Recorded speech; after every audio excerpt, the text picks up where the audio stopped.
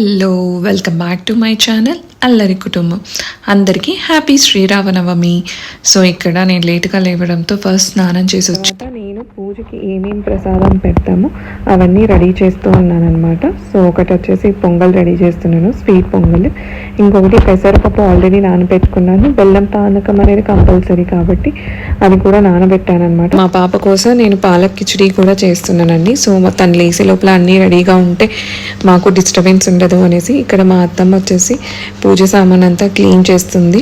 So అంత లోపలనే మా పాప కూడా లేసేసి తనకి ఆయిల్ కూడా పెట్టేసి ఫుడ్ కూడా తినిపించాను, ఆల్రెడీ రెడీగా ఉందని. ఇది మా ఇంట్లో చేసిన వంటలు అనమాట.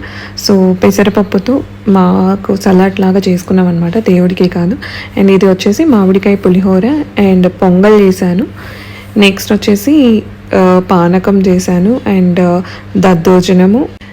ఇవే అండి మా ఇంట్లో చేసిన ఐటమ్స్. పెద్దగా ఎక్కువ అయితే నేను చేయలేదు, ఎందుకంటే ఆల్రెడీ లేట్ అయిపోయింది అండ్ పూజ కూడా చేసుకోవాలి కాబట్టి తక్కువగానే చేశాను అనమాట. ఇంకా మా పాపకు ఆయిల్ పెట్టున్నాను కాబట్టి ఇంకా తనకి స్నానం చేయించి తనకి కూడా డ్రెస్అప్ చేశాను. నేను ఫస్ట్ శారీ కట్టుకుంటే ఇంకా తను రెడీ చేయలేదని ఫస్ట్ తనని రెడీ చేసి తర్వాత నేను కూడా శారీ కట్టుకున్నాను అనమాట. సో చూసారా మా పాప డ్రెస్ ఎలా ఉందో కమెంట్ చేయండి. ఇది కూడా నేను డిజైన్ చేసుకున్నా అండ్ దీని మీద కోట్ లాగా కూడా స్టిచ్ చేయించాను అనమాట. తను వేసుకోలేదు, కానీ ఈ వీడియో ఎండింగ్లో ఫుల్ డ్రెస్ ఎలా ఉందో పెడతానమాట. సో ఇది మేము పూజ అయిన తర్వాత మా పాప దండం పెట్టుకుంటూ ఉందనమాట, హారతి తీసుకుంటూ ఉంది. చెప్పాను కదా చాలా భక్తి ఉందనమాట మా పాపకి. అండ్ మా అత్తమ్మ ఇంకా ఇంట్లో పూజ అయిపోయింది కదా అని అందరం టెంపుల్కి వెళ్ళాలి అనుకున్నాము. ఆల్రెడీ మా పాప రెడీ అయింది, నేను రెడీ అయ్యాను. నేను చెప్పాను కదా మా పాప అవుట్ఫిట్ చూపిస్తాను అని. ఇది మా పాప అవుట్ఫిట్ అండ్ నా శారీ వచ్చేసి ఇదనమాట. ఎలా ఉందో మా పాప డ్రెస్ అండ్ నా శారీ ఎలా ఉందో కమెంట్ చేయండి. అండ్ ఇక్కడ ఇంకా స్టార్ట్ అయ్యామన్నమాట. ఇది మేము వచ్చిన టెంపుల్ మా ఇంటికి దగ్గరలోనే ఉంటుంది. ఇక్కడ ఆంజనేయ స్వామిని చూడగానే నాకు రామాయణం అనేది గుర్తుకొచ్చిందండి. ఎందుకంటే ఈరోజు శ్రీరామనవమి కదా, నాకు తెలిసిన కొన్ని విషయాలు మీతో నేను షేర్ చేసుకుంటాను. మనకి రామాయణం అంటే గుర్తుకొచ్చేది రాముడు ఎందుకు అడవికి వెళ్ళాడు అనేసి. సో ఎందుకంటే అప్పట్లో దశరథ మహారాజు ముద్దుల కొడుకు అయిన రాముణ్ణి పట్టాభిషక్తుని చేద్దాం అనుకుంటాడు. అందుకు ఏర్పాట్లు కూడా జరుగుతూ ఉంటాయన్నమాట.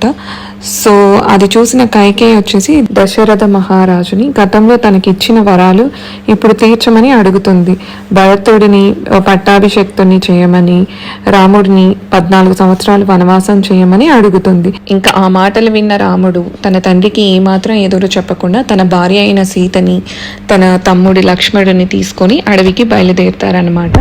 చివరికి చిత్రకోట అనే ప్రాంతానికి చేరుకొని అక్కడ నివాసం అనేది ఏర్పరచుకుంటారు. ఆ అడవిలో ఉన్న కొంతమంది రాక్షసుల్ని రాముడు చంపడం జరుగుతుంది. కొంత సమయం అయిన తర్వాత శూర్పణఖ అనే రాక్షసి స్త్రీ కూడా లక్ష్మణుని చేతిలో ముక్కులు చెవులు పోగొట్టుకోవడం జరుగుతుంది.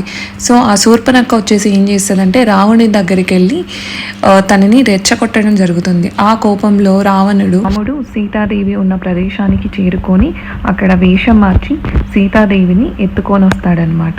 సో అది తెలిసిన లక్ష్మణుడు రాముడు కలిసి వెతకడం స్టార్ట్ చేస్తారు. దారి మధ్యలో హనుమంతుడు పరిచయం అవుతాడనమాట.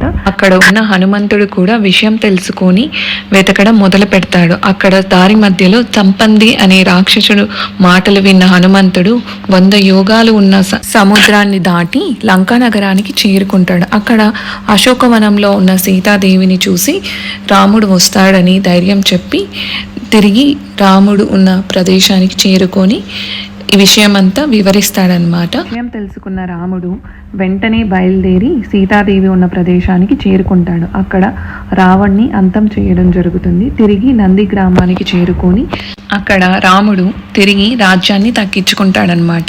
సో దానితో అక్కడ ఉన్న ప్రజలు కూడా చాలా సంతోషంగా ఉంటారు. ఇది నాకు తెలిసిన రామాయణము షార్ట్కట్లో. మీకు నచ్చి ఉంటే లైక్ చేయండి, షేర్ చేయండి, సబ్స్క్రైబ్ చేయండి అండ్ బెల్ ఐకాన్ని కూడా క్లిక్ చేయండి. సో దట్ నీకు నోటిఫికేషన్స్ వస్తూ ఉంటాయి. Thank you.